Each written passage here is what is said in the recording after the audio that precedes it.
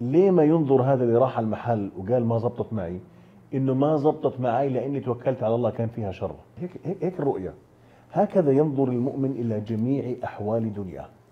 انا لاني توجهت الى الله وقد برأت من حولي وقوتي الى حول الله وقوته، ودعيت، وامي الله يا رب يخليها دعت لي، الله يرحم امهاتنا جميعا.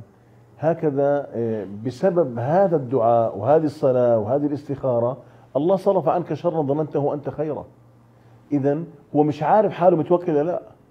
هون احنا بنقول لهذا الشخص اللي انت حدثت بقصته بسبب التوكل يصرف عنك شرا ظننته أنت خيرا. يعني مش ضروري يكون جاييك لأنه في معتقداتك إذا زبطت يبقى زبطت الأمور، لا، ممكن ما تزبط عشان الأمر الإلهي اللي أجا إنه ما تزبط عشان هذا الخير اللي إلك. لأنه لو حصلت ما بتعرف أنت شو ممكن يصير لك. بالضبط. وبيقولوا لك الخيرة فيما اختاره الله مش اللي أنت بتختاره. يا سلام. صح؟ يا سلام. لأنه إحنا دائما بيكون بدنا اللي إحنا بدنا إياه، إذا ما صار اوتوماتيكلي ما زبطتش. كلمة ما زبطتش أنت مش متوكل، كلمة تنقض التوكل. هذا أيوه.